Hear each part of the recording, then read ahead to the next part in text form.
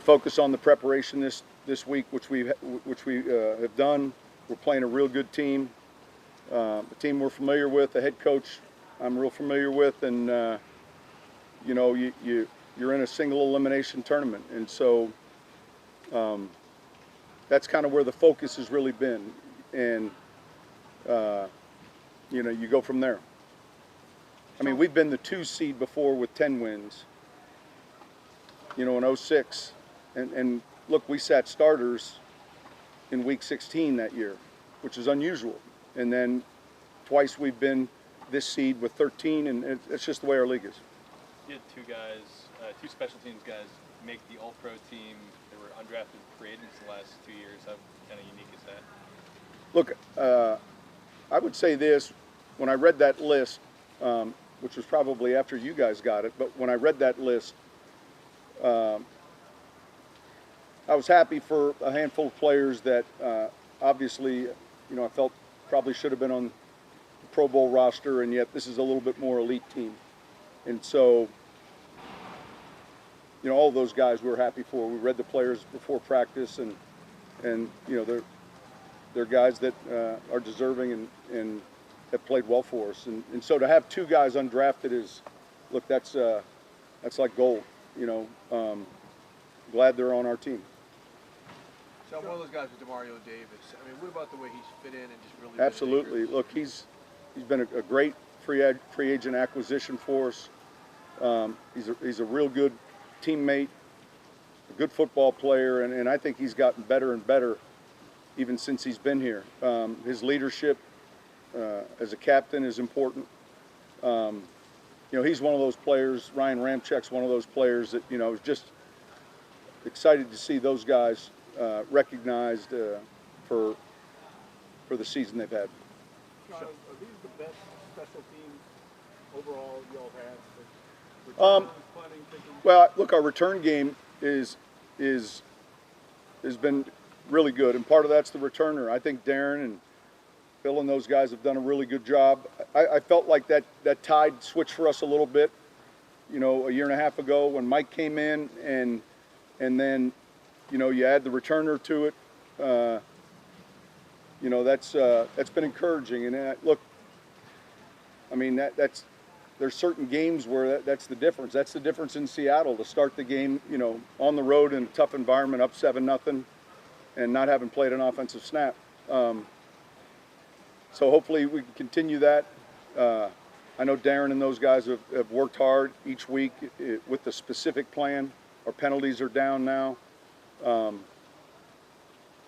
And we're playing a real good special teams unit. We're playing a good punter, much like Thomas, good location punter. They do a very good job. Return game, we'll have to deal with a new returner, obviously, with Hughes' injury.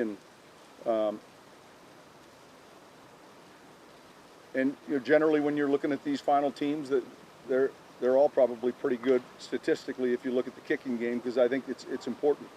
Sean, with the Vikings, Cousins is one of the best at play action this season. What is it that they do particularly well on play action? Is it as simple as how good Dalvin Cook is? Well, it starts with that. I mean, obviously, it starts with the authenticity of a run. And take last week's game, for example, where they lost to Green Bay. And look, maybe the run's 3 yards or 4 yards, but that bite to it when you have a guy like Cook who's exceptional, just adds that much more stress to your defense. So I think they've done a really good job with that. And look, Kubiak and that group that came there, and I know Zim really felt good about in the offseason when we played him in the preseason. He really felt like, man, they were doing a lot of good things, and look, that's not, that's followed Gary wherever he's been. He's been outstanding, and so I think that presents challenges. Sean, over the last several weeks, the emergence of Jared Cook in this offense, do you feel like it gives you layers of guys that you had in the past, like Shockey? And well, look, yeah, it starts with a player usually opposite Mike, and look, Mike Zimmer these guys are sharp. He's going to find ways to try to take, Mike Thomas out of the game. And so who's opposite the X? We went a stretch where Jared wasn't healthy, but shoot, all the things that we saw, he's and you guys were at training camp. He's been playing exceptionally well. He gives you a great catch radius for the quarterback. Mike gives you a great catch. These are big players that I think help you in contested coverages. Sean, Drew gets the ball out, second quickest in the league. What are the factors that go into that processing for him? Well, number one of his strengths would be processing. It's the hardest thing sometimes for us to evaluate when we're evaluating a college quarterback is, how quickly are they processing the information relative to their progression. It happens very fast for him. I think our offensive line, there's a concert here between protection, route, and a veteran quarterback who has that strength relative to boom, boom, and has that vision. He can see it and then set his feet and throw an accurate ball. I think he's a tremendous foot athlete, and that also plays into it. So there's several things, but certainly his ability to process the information, see it, understand what the defense is trying to do, and then in his mind solve it with the scheme that we have. And what does Teron bring to the team outside of his skills on the field? Man, he's a fantastic leader and teammate. I can remember the first game he ever started. He had a tough matchup in Carolina, and then shortly thereafter we're back in Seattle, and you could tell right away it wasn't going to be too big for him, and there's an old saying, if they don't bite when they're puppies, they're probably never going to bite. Well, he did. You could see it with him, and he's got a ton of respect here in the locker room. So when you talk about not worrying about things that are out of your control, it's kind of easier said than done. Like, how long did it take you to learn that, to maybe let some things go? It took a while.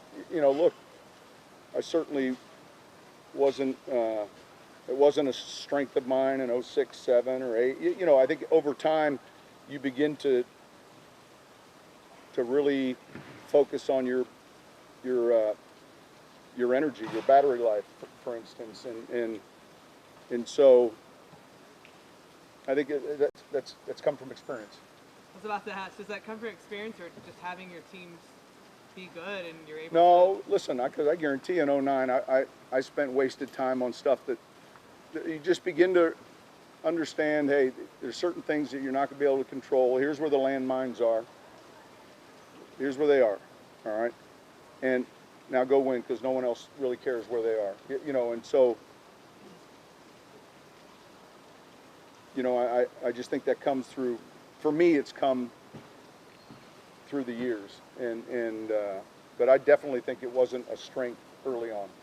Sean, I don't know how much time you had to watch LSU's offense, but I have. is it fun to watch that?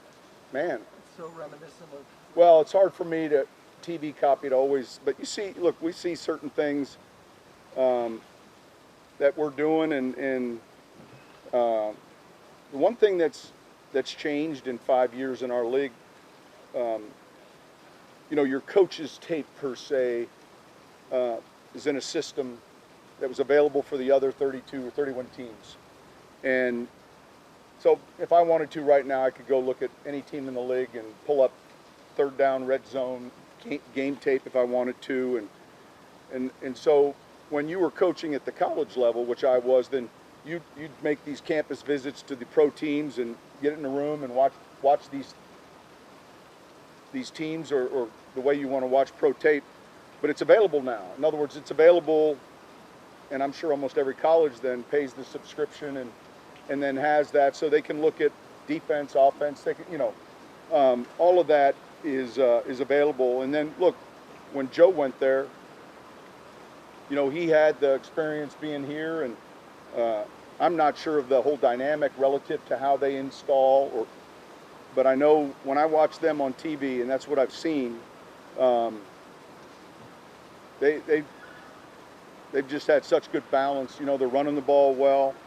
There's a lot of talented players on the field. The quarterback has been outstanding. I mean, it's impressive.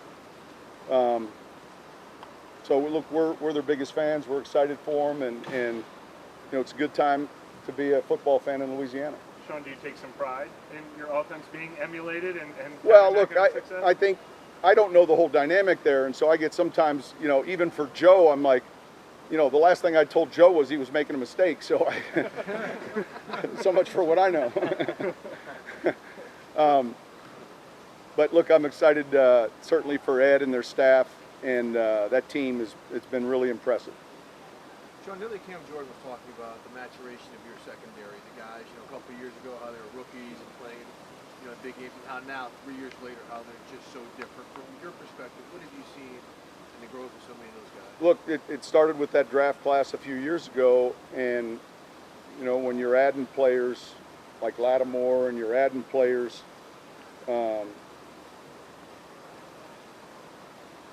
we've been able to draft both at the safety and corner position. Vaughn and Mike and those guys have all been important acquisitions for us. And I would say even, you know, recently, as we've had to sign players, you know, Kiko Alonso was not in the secondary, but that was not, you know, at that time Alex was healthy, Anzalone. And so, you know, a week or two later, all of a sudden there's an injury. And so, you know, that same thing happened with us at corner. I think Aaron, Glenn, and you know, those guys on defense have done a good job.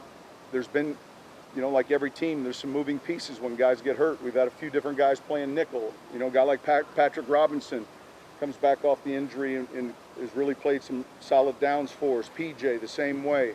We draft CJ, who I think has had an outstanding rookie season. I mean, it just, we've done a good job bringing in the right players, and especially through the draft, but also with some free agent signings. What did you waste time on? Huh? Can you give any examples? You said you waste time Oh, on just, stuff. gosh, countless things of just, you know, the Christmas tree in the cafeteria during the holidays, it wasn't big enough, or something like, I mean, we try to pay close attention to every detail. Like, you know, even in this building, where those banners sit were thought out. And sometimes I can be a little bit obsessive that way, but I think, look, I think the small things are important things in all of it, you know, and as soon as those begin to erode, I think then that's not good. I don't know that that's wasting time, but there's certain things, though. When you look at the last 6 Super Bowls being all bye teams, how big of a factor really is the bye? Is it just that better teams tend to have them, but not always? Yeah, look, it's a great question. When I was in New York in 2000, we went to the Super Bowl and played a Ravens team that I don't know if they won a home game. I felt like they were on the road, though. I know they beat Oakland in the AFC Championship game. You know, they beat Tennessee in a tough game. Pittsburgh's done it. Look, here's the deal. This is the path. You know, in other words, now go do it.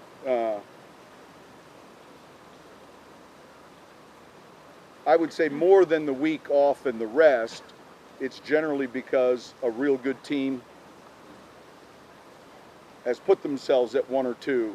Now, it just so happened 3 teams won the same amount of games, and I don't know what the best record in the AFC was. What was Baltimore? 14. So, yeah, I mean, I think that it is what it is. You know, it's hey, let's get ready to play. Let's get ready to play. All right, thank you.